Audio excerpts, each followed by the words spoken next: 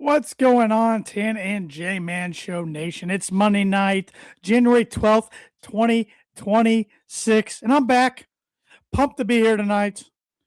Thanks to my dad for filling in for me last week, and thanks to you, J Man, for holding down the fort like always. Yeah, big thanks to Uncle Eddie for stepping in for stepping in there and filling in for the T-Dog. He always does a great job. Yep, I had just like a one-day little stomach bug that I Yeah. couldn't kick, but thankfully I'm better. And one thing I forgot to mention while I wasn't on last week, so I couldn't mention it. This is kicking off season 10 of the Tan and J Man Show. I mean, Yeah. this podcast will turn 10 in November, November 17th, I want to say. I could be off by a couple days there. November And something. we're 22 weeks away from hitting 500 episodes. When would Yeah. that put us? 22 weeks. I'm going to go count them real quick. Because this is episode 378 tonight, which is just, I don't know, but like typing in that 10th season today when I was the other day when I was putting in the episode, I was like, wow. 10 years. Our 500 episode should be June 15th, it looks like. So 15th. Yeah. Wow. That's crazy. I know. Wild. We've covered a lot of good stuff. Yeah. A lot of good stuff. So thank you to everybody who's been listening to us since the beginning and watching since 2019, because for a few years we were audio only. We didn't do video. Yeah. But those days are hard to remember because for the majority of the lifespan of the podcast, we've been doing simulcast, audio and video. Yeah, I much prefer this because as I've said in the past, it would take us forever just to start the thing because we'd start laughing. Now the show must go on. And it's so much easier on the post editing too. Oh, I'm sure. Yeah. Whip the audio from this. I mean, once in a while it has to be edited a little bit, but not really.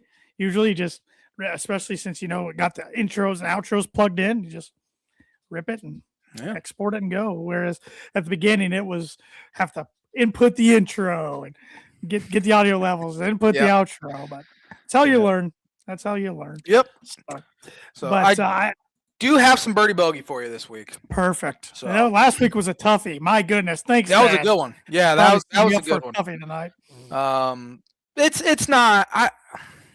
You have a shot, I would say. There are 5 quarterbacks in NFL history to have at least 5 career game-winning drives in the playoffs. Can you name those 5? I'll give you 4 for a par, all 5 for a birdie for sure. But 5 quarterbacks with at least 5 game-winning drives in the NFL postseason. Birdie or bogey is brought to you by Giretti's Place. I don't even have the read pulled up. Do you have the read pulled up by chance? Yeah, small town vibes with big time flavor. Giretti's Place serves up fresh breakfast and lunch favorites that keep you coming back for more. Located at 701 Main Street in Rochester, Indiana. I've said it before, but back in the day when in high school, my mom would bring me a lot of times a 103, which was a ham and Gouda panini, to give myself some fuel before I went 0 for 4 in my baseball game. So Giretti's holds a special place in my heart.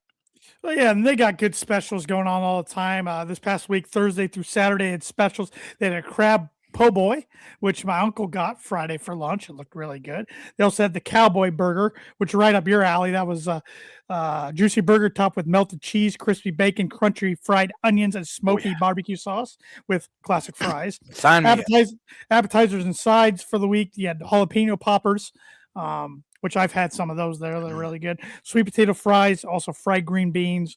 Soups of the day last week. Thursday was creamy chicken wild rice. Friday, cactus chili. Saturday, broccoli cheddar. And every day, everybody's favorite, a loaded baked potato. Absolutely. So, and you can order online as well, Giretti'sPlace.com.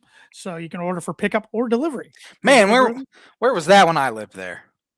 Saved you a lot of money. To be honest. It did. Let's be honest, but you can't go wrong. Fresh, honest food, as their tagline says. I'll be honest with you. If Giretti's would have had that, then it might have put Wendy's out of business. Honestly, because I spent a lot of money. You and me both at that Wendy's. You and me both. And now I don't get Wendy's too often because it's not. I mean, it's not far, but it's not real close. There's other fast food establishments closer, and the one of the two locations that I go to, the closer one, is terrible. So Oh, I have to go to the further one if I want Wendy's. So yeah. The Rochester Wendy's people pretty much knew us by name when we'd start walking in there. We went there a lot on Mondays before the show when I lived there. well, a few years ago before I moved, I'm pretty sure it was before I moved. It was I ordered, I think it was plain spicy chicken combo with a lemonade. At the time I was on a big lemonade kick. Mhm. When I went up to the window, the woman goes, "I should have known it was you by your order." Okay, I've come here way too much. That's when you know it's Yep, probably time to cut back a little bit. I probably only boycotted it for a week though. Let's be honest. Uh, Oh man, good times, good times. But we got a lot to talk about tonight. We got NFL playoffs now. The wild card round will be in the books tonight officially after the Steelers Texans game. We'll be talking about the college football divisional round. Oh. I couldn't think of what the name was. Divisional round. College football playoff. Now that we know the national championship is set for next Monday night. Also got Big Ten hoops and a big signing by the Chicago Cubs. Yes. Talk about. So a Yes, lot it is. going on. What do you want to lead off with? I can go right into the Chicago Cubs Sure. talk. It was a big week for them. It'd been kind of a quieter offseason. As Moondog worked there back in the day, and he'd hook you up, as you've said. I don't know, Mooney, though, but after you stopped working there, Josh might have surpassed me with the money spent.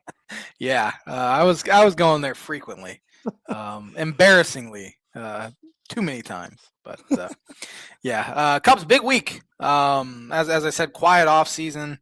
They supplemented the bullpen up until this past week, but then they made a big trade for starter Edward Cabrera, who has very, very high upside, but also considerable risk.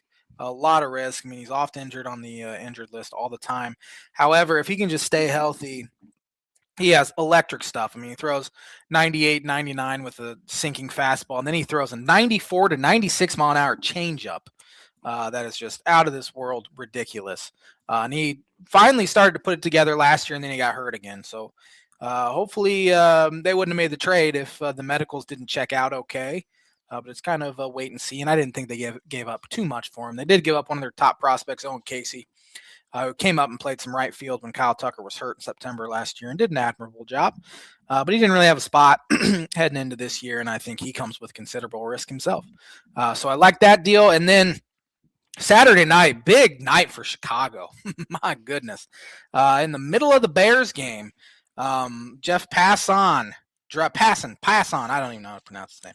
Passan, I think. Passan, that's what I thought it was too. Yeah. Dropped the bomb that the Cubs signed Alex Bregman to a 5-year, $175 million deal to shore up that offense and the infield. As I'm hoping Matt Shaw will kind of switch into a Zobrist type utility role for this team where he can play everywhere. But Bregman, super high floor, still hits homers, makes a ton of contact, plays really good defense at third base. Credit to Jed for feeling kind of getting out of his comfort zone on both of those deals last week, especially the Bregman one, giving $175 million to a guy, and now Tom Ricketts too. You just didn't know, and now it looks like Cubs will pass that collective bargaining tax threshold, which we've been kind of pushing them to do forever. It comes with a penalty for sure, but if you want to go try to win a World Series, you got to blow past. I mean, Dodgers have, Mets obviously have, Yankees Hadn't worked out for the Mets very well. Has not worked out for the Mets, but I'm very, very happy. So far, and the offseason's not done, and I think they'd be smart to add another outfielder as well. And looking at what the other teams in the NL Central have done, I mean, right now I would say projections-wise, Cubs should win that division by 10-plus games at this point. But that's why you play 162. You just don't know. I mean, thought the Mets would have made the playoffs last year, and they absolutely choked. So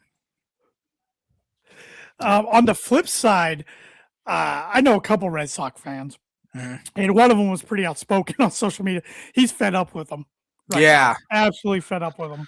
Yeah. Supposedly they put it together an offer that was about $10 million total less than what the Cubs put together. But the Cubs are deferring money too. which I don't think the Red Sox were going to do, which I think hurt their case as well. And yeah, the Red Sox are kind of playing the small market kind of team that they're not. I mean, it's a very large market with a very good TV deal, and they're always on national television and one of the premier teams in baseball. And they are starting to run their team kind of like the Cubs did from 2018 to 2022 or whatever it was before they really started spending money again. And it's a shame. And everyone in baseball needs to spend money. I know some teams don't have the kind of revenue other teams do, but the Red Sox bring in as much money as anyone in the sport, likely. And it's kind of pathetic, honestly. And hopefully, in the new collective bargaining, hopefully they come to agreement next year, and it will start to punish teams for not spending money. So, yeah, well, unless you got anything else you want to talk about on the Cubs, nope. Let's do our next 5 bold predictions in our 26th, to answer your question last week. Bold predictions of 2026. But first, I gotta bring this comment up from Thad Mooney real quick. 2006 to 2009, the amount of paid plus the on the house nuggets combined Tanner got. You guys are probably in the ballpark of each other for a lifetime WCA Wendy's consumption average. Yeah, I would say. Since I moved, my Wendy's consumption is way down. But back in the day, man, it was by far the best in the city of Rochester. So now, what's your highest fast food consumption? I know. I would say Chick-fil-A for sure. Chick-fil-A. And it's mainly because my wife likes it and it's right by her work, so she just grabs it on her way home. I would say Chick-fil-A 1.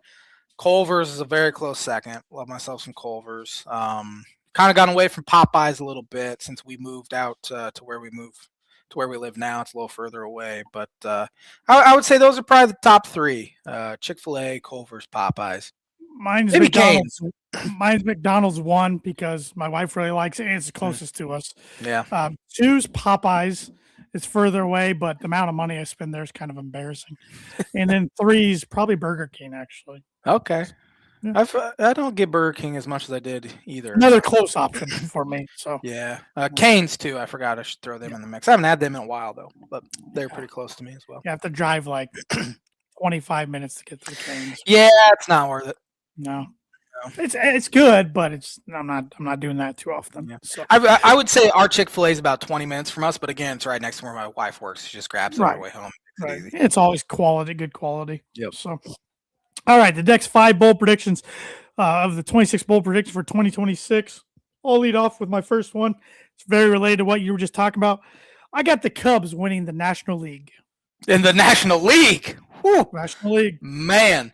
Okay. Didn't say World Series, but I got them getting there. Sign me up right now, honestly. I also have a Cubs one here that I'm just going to piggyback off of that. Significant less risk than what you had. But Cubs will win the NL Central for the first time since 2000 I guess they won it in 2020. First time in a real season since 2017. Last year you predicted that. Year before was they'd finish last. Yeah, I was mad, and that was an emotional pick by me because I was so mad at them. But yeah, I got a lot of football ones tonight. Second one's maybe a little of a homer pick, but I'm sticking with it. I got it right this past year. My bold predictions. I got the Broncos going back to back for AFC West titles. Definitely could see that happening. Let's see here. I have an NFL one here as well. There will be this was part of my prediction last year. There will be an NFL team that goes from worst to first. The Bears did it. Yep. I'm going to have that as my prediction as well, but I'm also going to pick the team that does it. I like it. The Detroit Lions are the easy pick, although they play in a very tough division, but they're talented. But my pick is the New Orleans Saints. The way they played towards the end of the year, Tyler Shuck looks like a legitimately good quarterback. Bad division. Now Atlanta could go and hire John Harbaugh or Kevin Stefanski and they'd be fine. But I'm thinking New Orleans is the team that goes worst to first. They're the most likely in my opinion. I like that. My third, LSU will not make the college football playoff. I like it. There was a report today that Sam Levitt committed to them, transfer from Arizona State. However, it sounds like Tennessee's putting together an NIL package to try to get him. So, Kentucky was trying at first. Yeah. And then it didn't happen. So Congress will create guidelines for the NIL. I hope so. Hopefully. Yeah. Another college football one here. I did this one last year, didn't come to fruition, but I feel better about it this year. Kalen DeBoer will be fired by Alabama. I thought for sure it was going to be Purdue's making a bowl. No, I'm not. I'm not. No. Spoiler alert: no Purdue football is going to be on my 26 bowl predictions. Not going there this year. Nope. All right. Tony Romo's insufferable butt finally gets demoted to a different CBS crew. It's time. He said some of the dumbest things yesterday. It's time. I think J.J. Watt on CBS is fantastic, and he should be Nance's guy. They're paying him so much money, though. I don't know if they'll demote him. I mean, yesterday he's like, man, I'm telling you, Jim, either one of these teams, they can make a run at the Super Bowl. Yeah, it's playoffs. Any team in the playoffs can make a run at the Super Bowl. What are you talking about? His stuff was great the first couple of years. You know, he's predicting plays. He's been out of football for so long now that he no longer does that. Doesn't add anything. Honestly, Tom Brady has stepped it up and been very, very good Tom's this year. Tom's getting better. Of course, Greg Olson's fantastic. And again, I think J.J. Watt is awesome, and he should be the top guy at CBS. My last one's probably maybe the most Cubs one's pretty bold, to be honest. That's very bold. My last one's pretty bold because I'm not sure his health status going into this year, but this guy turned 50 in December, so he's now eligible to play on the PGA Champions Tour, the senior tour where they ride karts. Tiger Woods will win a senior tour event in 2026. Do you think he would humble himself enough to go and play on the senior tour? He wants to play on it. He does. Yeah, okay. He's been advocate. Senior tour has been planning for 2 years for him to be ready. Their ratings are going to go way up. Way up. He plays. And I'm thinking, I don't know what his health is, but I still think he'll play in like the majors and maybe a few PGA Tour events, but most of his playing days will be on the senior tour. And if he can get back into playing shape, why can't he beat those guys he used to beat all the time? He used to beat them. Yeah. He used to beat up on them. Absolutely.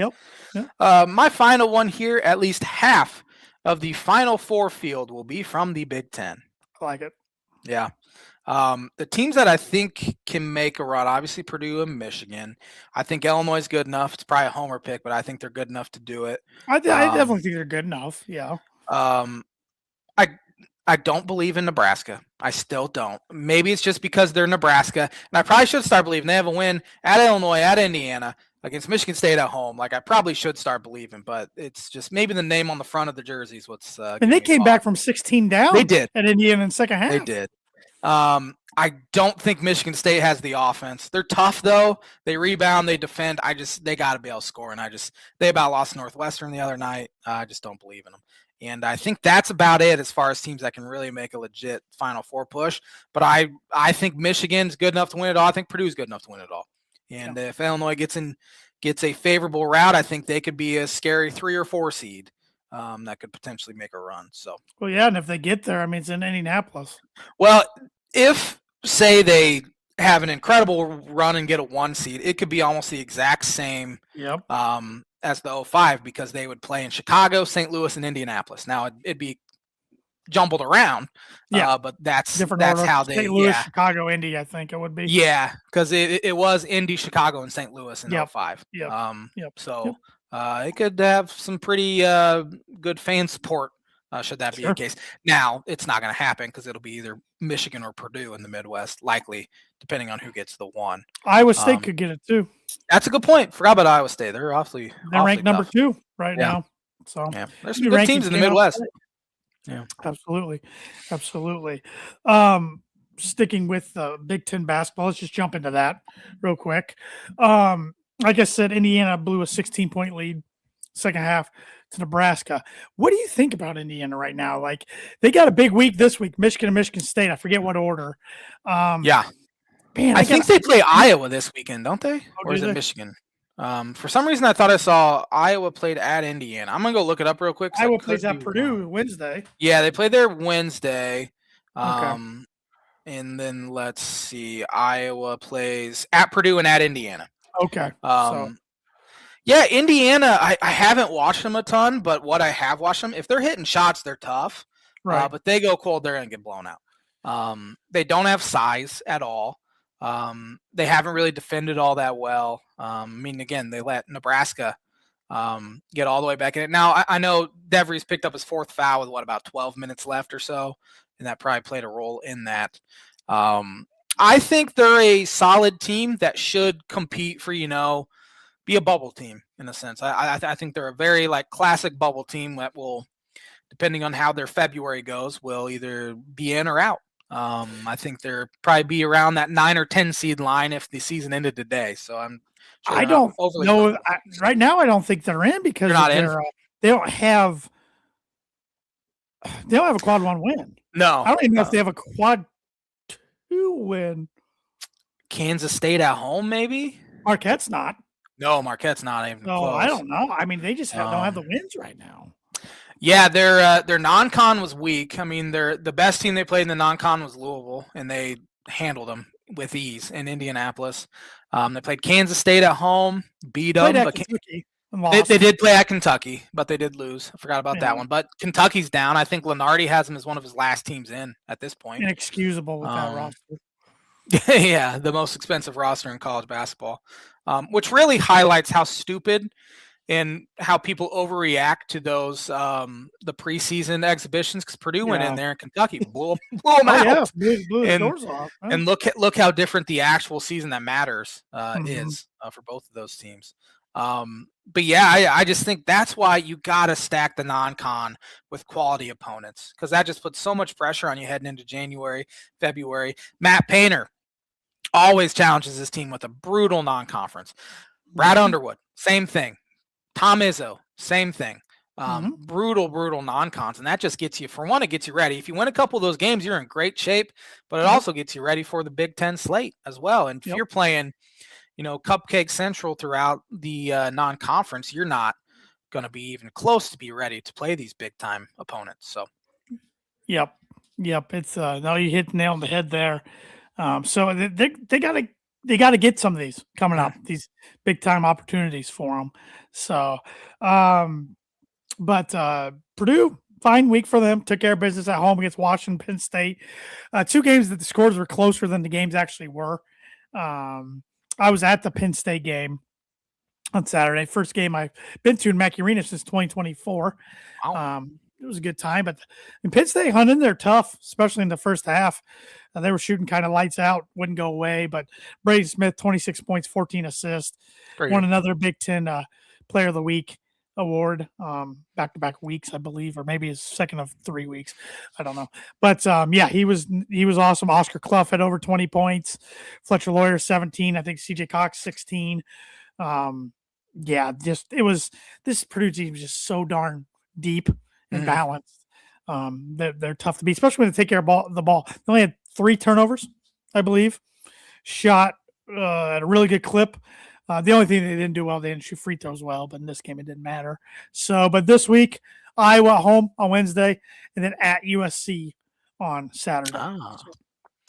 Yeah, Penn State, their past 3 games might be the toughest 3-game stretch that any Big Ten team will have. They had Illinois at the Palestra, Michigan at home, and then at Mackey Arena, and they hung in there all 3 games. Fought their tails off. Yeah, they arguably could have beaten Michigan. I think they even had a 1-point lead late against a Michigan team that did find a way that did lose their first game.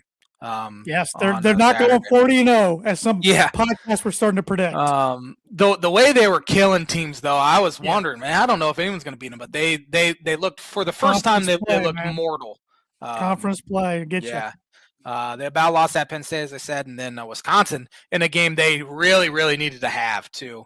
And maybe they'll kind of go on a run here now. I hope so. But that'd be a nice little, if it pops up into the. I don't even know if are they technically a quad 1 win for Purdue right now? I think they're right on the cusp, maybe on the road, maybe. I don't know. I think you have to be in the top 75. And last time I saw, I think Wisconsin was in the 80s.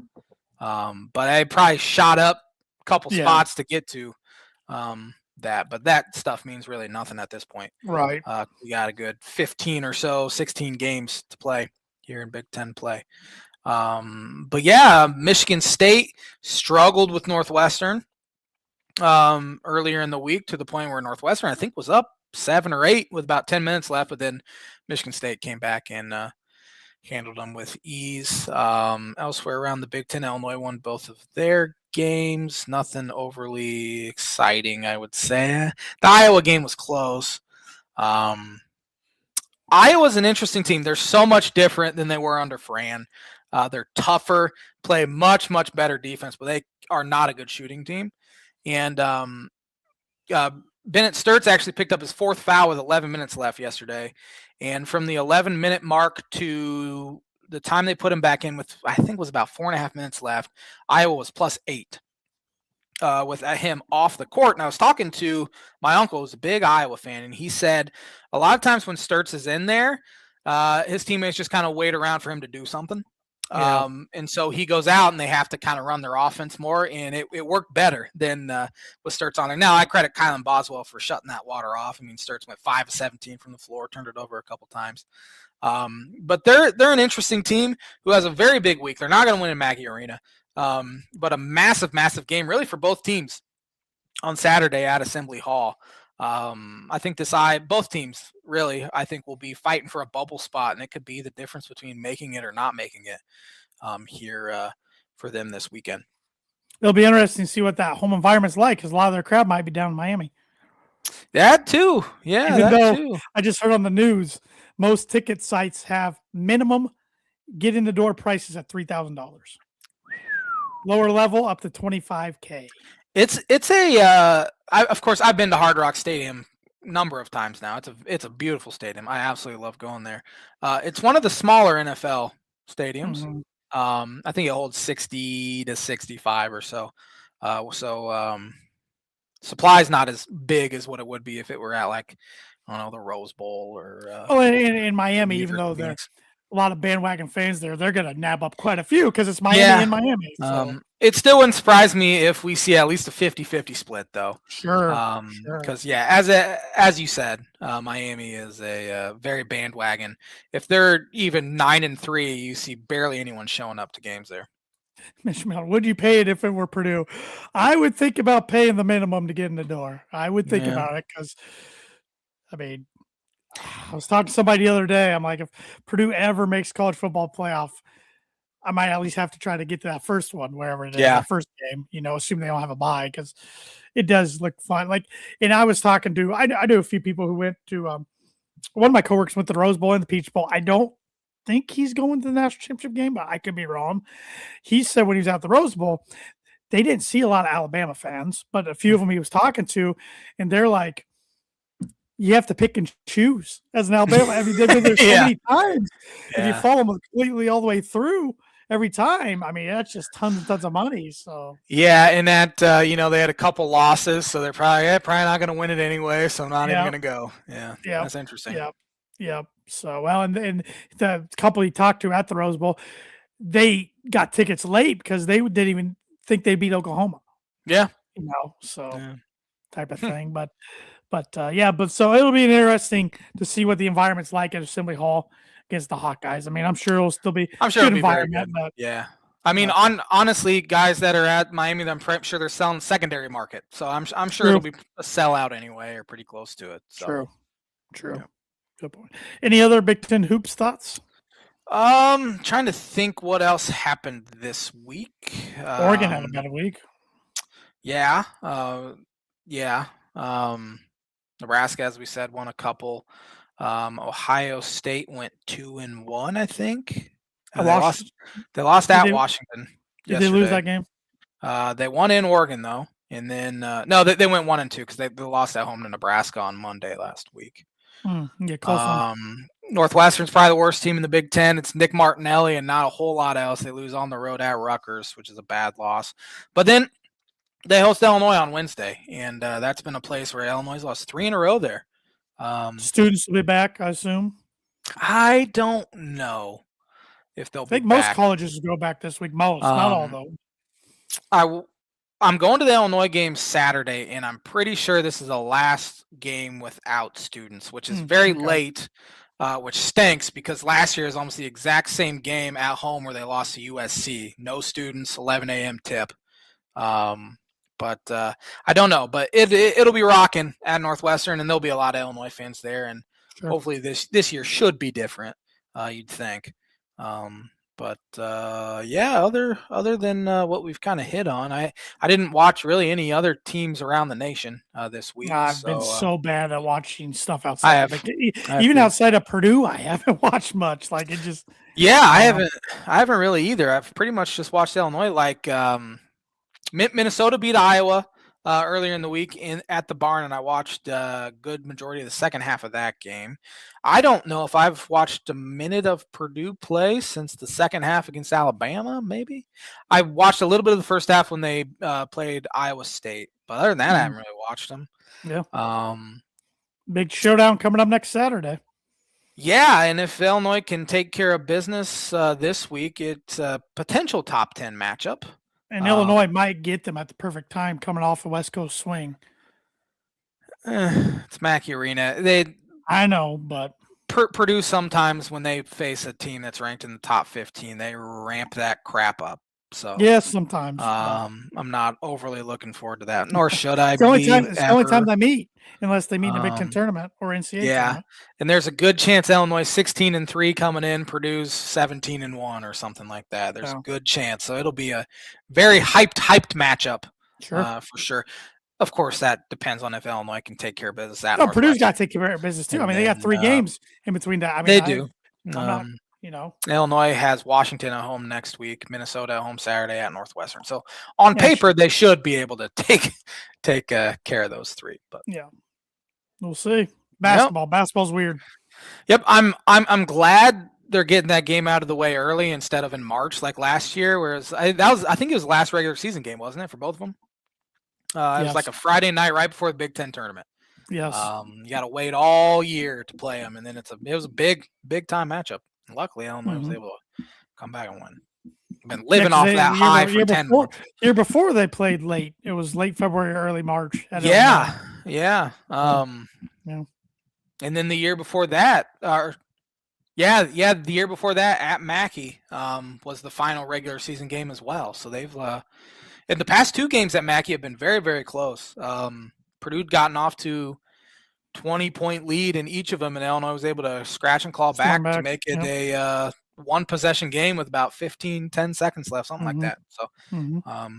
if Illinois only loses by single digits at Purdue, I'd be pretty happy. Well, that's just a loser defeatist mentality that I have. Yeah, that's not optimistic there, man. It's Come on not. now. It's not. Nor should I be going into Mackey Arena. They've won there once in the past 16 years or something like that. So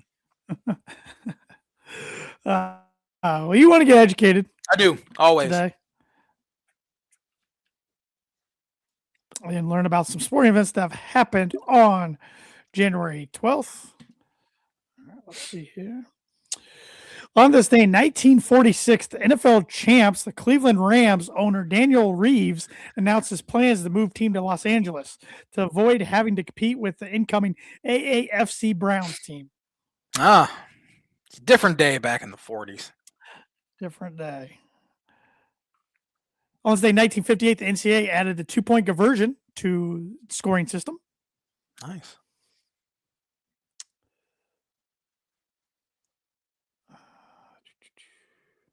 On this day, 1966, Boston Celtics coach Red Auerbach recorded his 1,000th NBA career victory that combined it for regular season and postseason wins. On this day, 1969, can you tell me who played in and won Super Bowl III? 69, that would have been the Indianapolis Colts and the New York Jets. False. What was it? It's the Baltimore Colts. Oh, you son of a gun. Got me. And the Baltimore Jets won. Colts.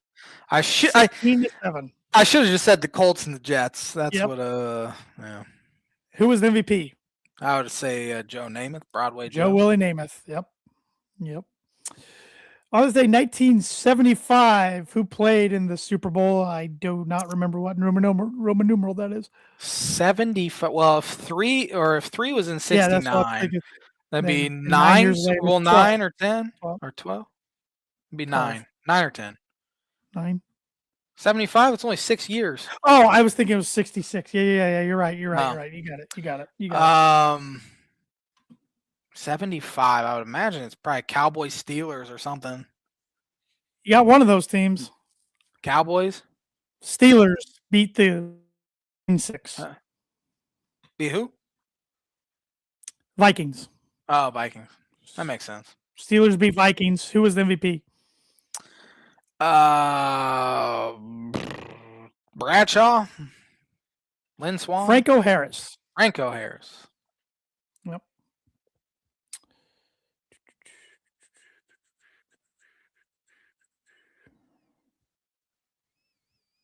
On this day in 1986, who won the AFC Championship and who won the NFC Championship? It'd be the New England Patriots. I believe they beat the Miami Dolphins. They did, 31-14. Yeah, my dad still talks about that game because I think Dolphins swept the Patriots in the regular season. And then, of course, Chicago Bears. Bears shut out the Rams, the Los Angeles Rams, 24-0, which now we see those two teams play this weekend. Yeah. On this day, 1988, Pittsburgh Pirate outfielder / first baseman Willie Stargell was elected to the Baseball Hall of Fame. He was good. I read his autobiography in high school, I believe. On this day, 1992, who won the AFC and who won the NFC? AFC was Buffalo Bills. NFC was Washington Redskins. You got it. The Bills beat the Broncos 10-7, and the Redskins beat the Lions 41-10. The only reason why I know that is because the Bills Redskins Super Bowl was the day I was born. There you go.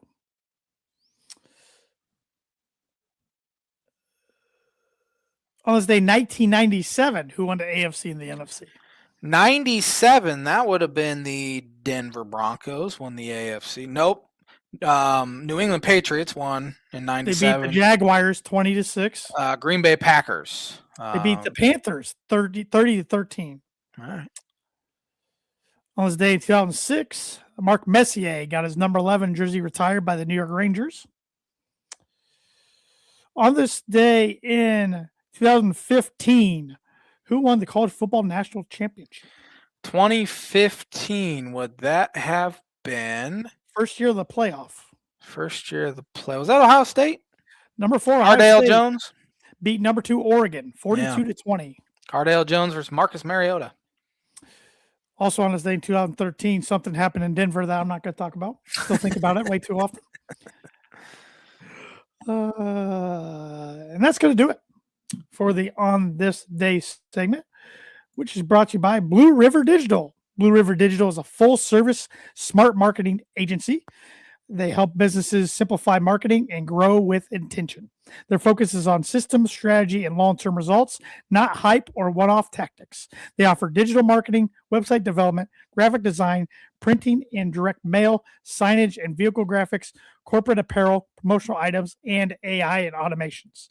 They work with small, medium, and large businesses spanning across the United States with a strong presence in Northern Indiana. Contact them today at 260-248-2749 to see how they can help you with your digital marketing. Great company to work with.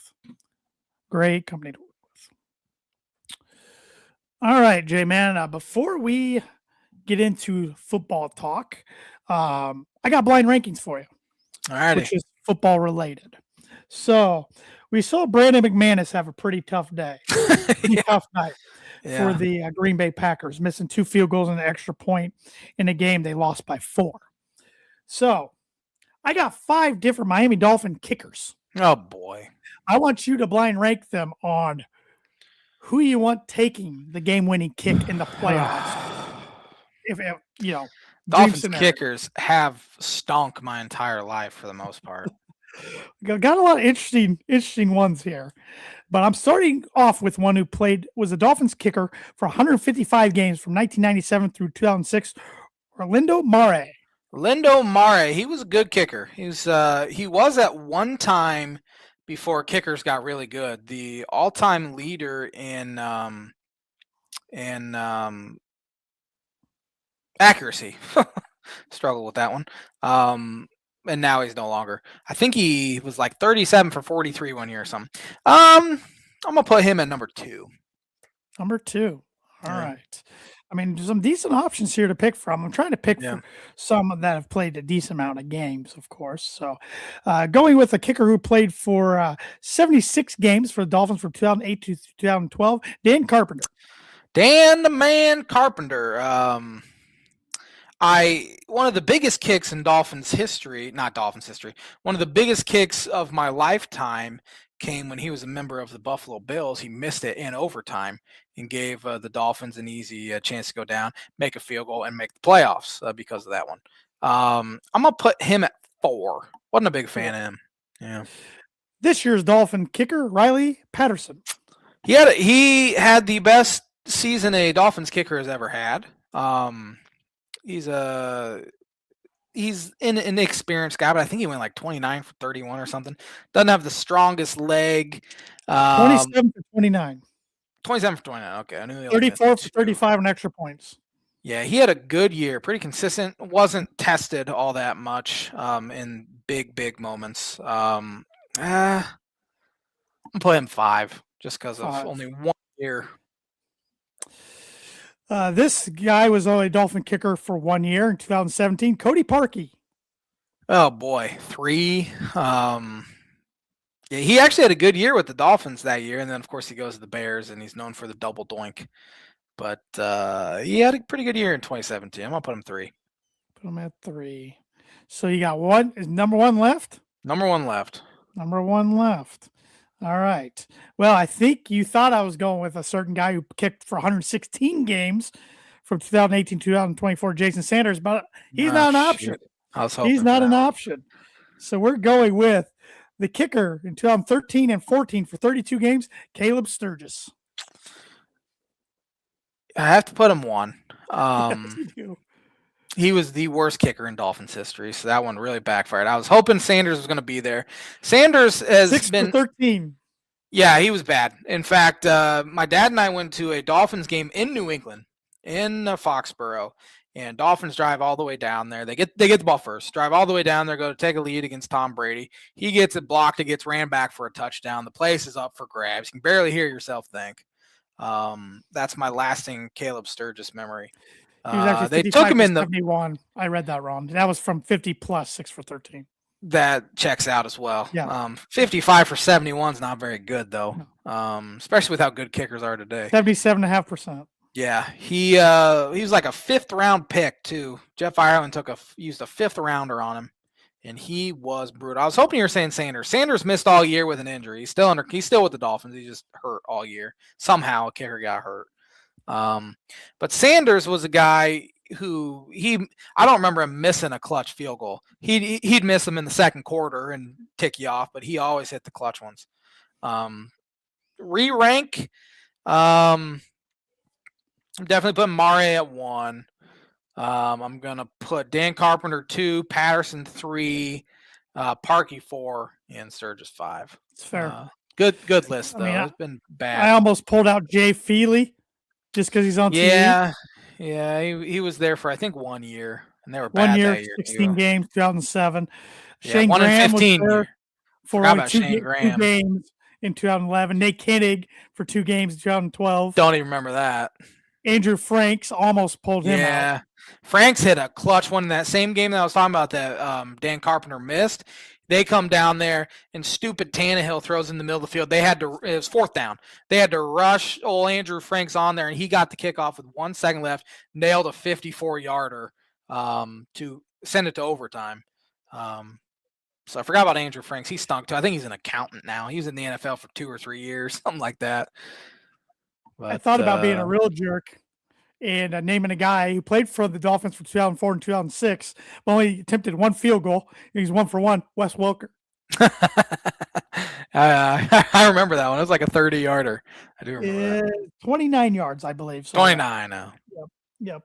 Bill Dramatica kicked 1 game for the Dolphins. Forgot Matt Bryant kicked three games. Yeah, Matt Bryant was there, and they cut him, and then he goes on to play 15 more years or something like that, which again checks out. Yep. So yeah, they stank. But they have a new GM, and now they're going to have a new head coach as well. Who do you want? Who do you want as head coach? I don't care, honestly. Okay. At this point, ask me next year this time if I'm okay with the choice, because I don't know. I've heard Jeff Hafley's name bandied about, Green Bay's defensive coordinator, who actually had decent success at Boston College for 4 years before he left to become defensive coordinator. He was bowl eligible 3 out of the 4 years he was there. So at least he has head coaching experience of leading a program. So I've warmed up to him. Obviously, Harbaugh's being thrown around. I haven't seen Stefanski's name too much. I heard Jesse Minter. Jesse Minter, okay. I don't think Chargers. Yeah, they haven't requested an interview with him yet. The only two guys I've seen are Halfley and then Chris Shula, which would be an interesting one. LA Rams defensive coordinator, of course, the Shula name. He's Don Shula's grandson. But again, when you hire a guy like that, there's a good chance you're going to have to fire him sometime. Yep. So are you wanting to fire a Shula? Yep. Yeah. Yep. So. But that is the blind ranking segment, which was brought to you by Performer Print Shoe Promo Group.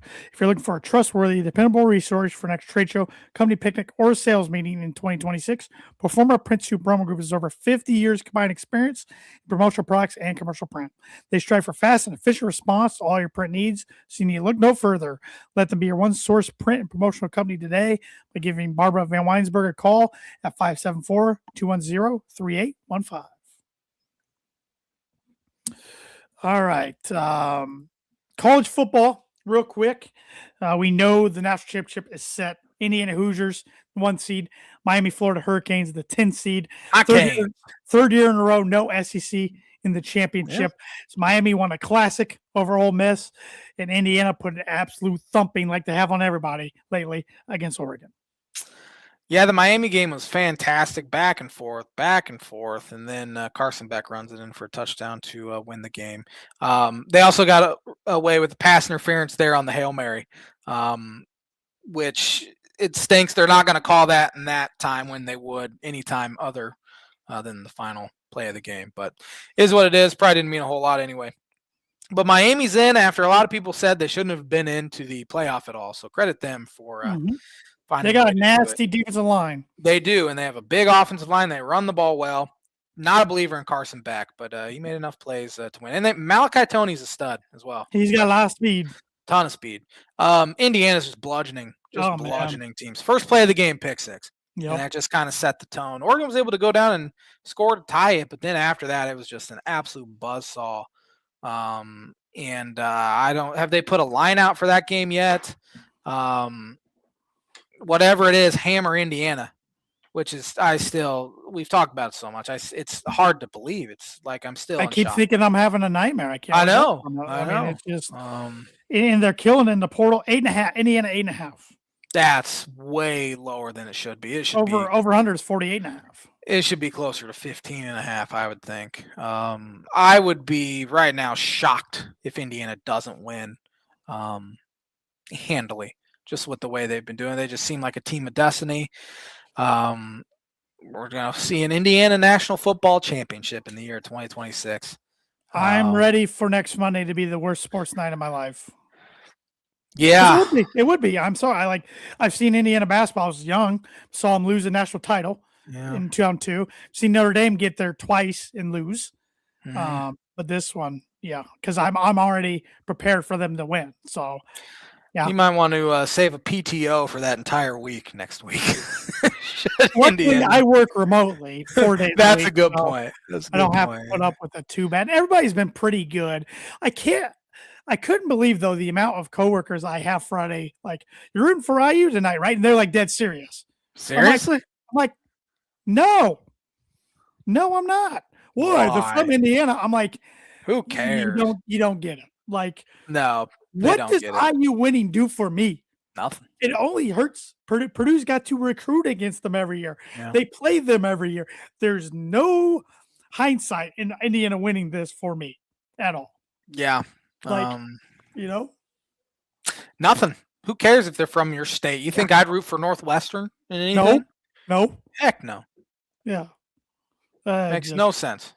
Yeah, it's incredible. I don't even know what to say about it anymore. They're bludgeoning people. They don't make mistakes. They're so well coached. They're killing in the portal. They're building a pretty good little program, and it's unbelievable. Yeah, a lot of luck involved. I mean, who would have thought? Yeah. Well, I'm not even just talking about the games. Like, just hiring Curt Cignetti. When they bring him on, it's like, please just win 6 games, 7 games for us, and we'll be happy. And now he's out there 16-0 in the national championship game. Yep. Crazy. Oh yeah, but they're they don't care about basketball right now, but they still Yeah. remind you Oh, about five banners. yeah. Um, Haven't won one in 40 years, but they'll tell you about it. I know a lot of Notre Dame fans that are pulling for Miami pretty heavy Oh, because good. they're like we haven't won one since '88. We're supposed to be the football school in the Yeah, state. Like, good. what's going on here? So, I'm glad to hear that. but I also know some too that have been Notre Dame football fans ever since I've known them, and they're wearing IU stuff right now. So Yeah, that annoys you. I've seen that too. I know, I have respect for. I can count like on both my hands. Literally, that's it. People I know who have always been diehard Indiana Yep. football and basketball fans. I am happy for those individuals. I really am. For sure. These other ones, these reversibles, they can kick rocks. Yeah. I'm happy for those individuals, but at the same time, I'm not rooting for them. I'm still not rooting for them. Don't Yeah. get me wrong. And one of them tried to tell me, now if come March, if Purdue's in it in basketball and Indiana's not in, I'll be rooting for. No, They're you won't. liars. You will not. They're liars. No way. You didn't do it 2 years ago. Yeah. No, you did not. So, Oh, absolutely not. you know what I'm saying? So, yeah.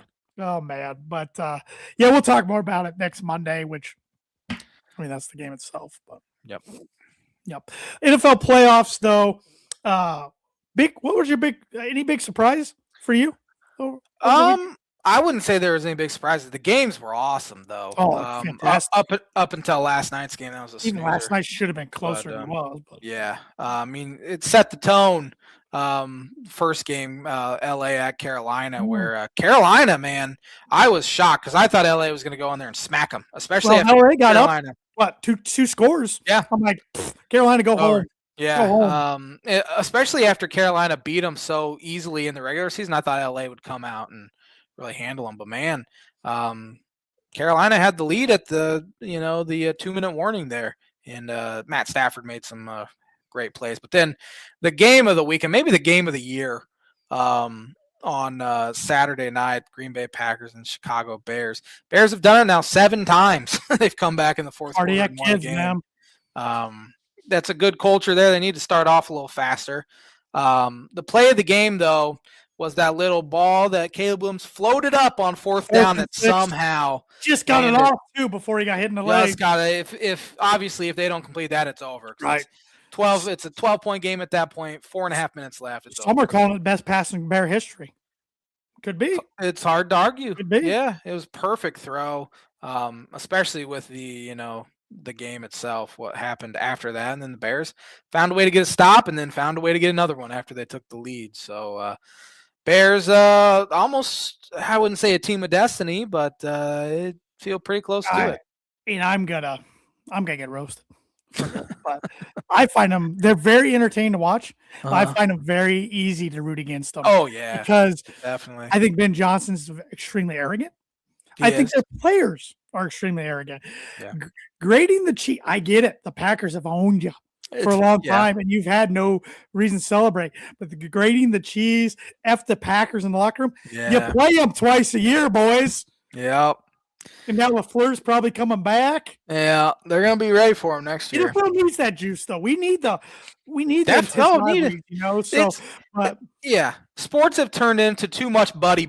There's not that rivalry anymore, and I'm glad to see to see that start to come back. But heck of a game. The funny thing is, I fell asleep on the couch in the third quarter when it was 21-6, and I woke up. It was 21-16. I'm like, oh.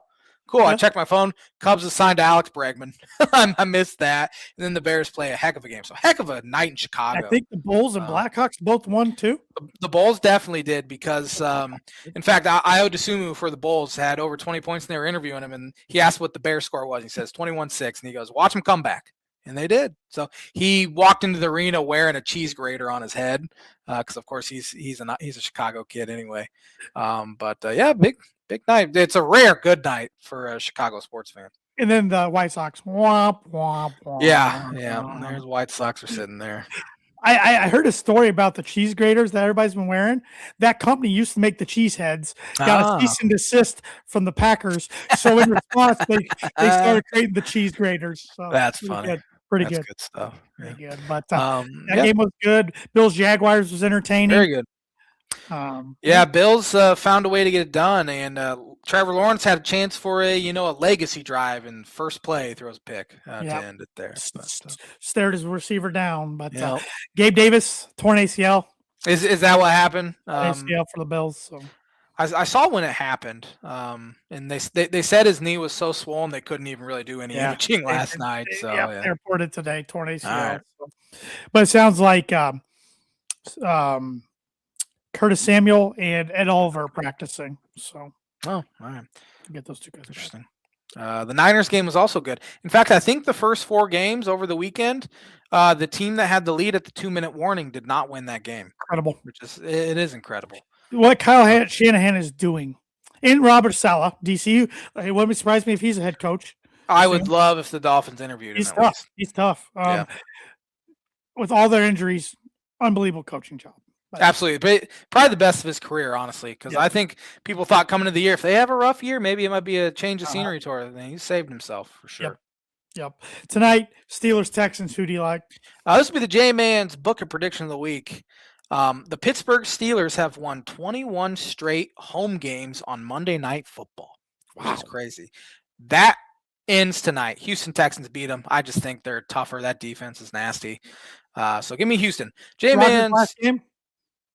That might be part of my bold predictions next week. We'll see. Right. J-Man's Book of Prediction of the Week brought to you by Travis Watchering, Insurance Agency for Life, Home, Auto, Business, Renters, Workers' Comp, and Farm Insurance. Contact Travis 219-869-4561. Book it. All right. So I also have the Texans winning tonight. So let's predict the divisional round of the playoffs. We don't know the times of the games yet, or on Saturday, or the channels. That'll be announced after tonight's games. But we'll go NFC first. San Francisco at Seattle. Seattle's 7.5-point favorite. So one of my bold predictions last week was that neither number 1 seed would win a game. I heard that. I gotta stay true to that. Give me the Niners in that one. I will take the Seahawks in that one, and then the Buffalo Bills 1.5-point favorites on the road at Denver. That was probably the one team you were hoping not to see. It was just because of number 17, but that's all they got. It is. But he's very, very, very good. That is. James Cook's good too. Yeah. But they don't have anyone to throw the ball to. Their defense is pretty good, but not the run defense, but the pass defense. Yeah, their run defense is trash. But Denver can't run the ball. So 17 is scary enough for that one. I'm sure you were rooting pretty hard for LA last night. Honestly, you much rather. I felt dirty as a Broncos fan for the Chargers, especially with how bad that offensive line is. I mean, Broncos might have gotten 12 sacks against Herbert. It looked like he was going to die. I know. Last night. I read that New England had 30 pressures last night. I mean, 30. I get on him. You get on him. 6 seasons, no playoff wins, but I don't know what he was supposed to do with that line. Not last night. He couldn't. He do didn't nothing. play well, but No. Sorry, Tanner. I gotta stick with Buffalo just because of my. I love that Buffalo's favorites. I think Denver's gonna be fired up. Denver's pass defense statistically number 1 in the league. I hope they smack Josh Allen around and get him a little banged up. I'm taking Broncos in a close one. Yeah. This is Josh Allen's second time playing at Denver, first time in front of fans. The only other time was 2020. And the Bills killed the Broncos that day. I had to look it up. I couldn't even remember the game. I was like, oh, it's 2020. That's why. That season's such a blur for me that year. Sunday, Rams at Bears. Rams are 4-point favorites. Give me Rams, although they have not played well in cold weather. They only played under 50 degrees once this year, and it was on Saturday. But it's supposed to be 16 degrees is the high in Chicago, so that could be interesting. But give me the Rams. I think they're better. I ripped on the Bears earlier for being arrogant, so I'm going to get their fans a little bit back on my side, taking the Bears. Yeah. At home. And a close one, again. But not a comeback. They get the lead and hang on. And then the Patriots, we both have them playing the Texans, but it's going to be Texans or Steelers. Oh, man. I think New England either way, just because they're at home. They're good. They're legitimately good. I'm going Texans over Patriots if it is them. If it's Steelers, I'm going Patriots. That's fair. Change it up a little bit. So should be fun, though. This NFL season's been incredible. It has been good. Yep. And if Josh Allen can't get to a Super Bowl this year, I don't know if he's gonna. I mean, no Mahomes, no Lamar Jackson, none of that. But it's funny, like he does have to go on the road. This is our year. This is our chance. I'm like, how about the other teams you've had that are better than this one? You never said that because of those other quarterbacks. So that's fair. Yep. birdie or bogey, there are 5 quarterbacks with at least 5 game-winning drives in playoff history. Can you name those 5? John Elway. He is one of them. He has 6 of them. I was scared after I said I thought he might have 4. Gosh, some of these guys I just don't remember being down too much in the playoffs. That's Yeah. He played in so many playoff games. Tom Brady. He has 14 of them by far. By far the most. Joe Montana. He is one of them. He has 5. So I got 3 so far, right? You have 3. 1 more for a par, 2 more for a birdie. How about Brett Favre? Incorrect. Dang it. He is not even on the top 20. How about Dan Marino? Dan Marino had 4 of them. Shoot. All right. Well, I'm starting off with a bogey, but I'm throwing some more out there. All right. Peyton Manning. Negative. Yeah, I didn't think so. I wasn't confident in that one. Ben Roethlisberger. He had 4 of them. Gosh, dang it. You're going to kick yourself for one of them. Oh, I'm sure I will. In fact, this guy has the second most. Drew Brees. Drew Brees has 3 of them. Just give it to me. I'm all right. Patrick Mahomes has 7. Earlier in my head, Patrick Mahomes, then I blank when I'm guessing. And then the guy tied with Montana with 5 is Eli Manning. Yeah, I wouldn't have guessed that one. I should have got Patrick though. Darn it. Oh well. Starting off with 1 over par. That's fitting. Yep. Me and you both. Thanks for watching the Tan and J-Man show. And we'll be back at her with another episode next Monday. Have a fantastic week, everybody.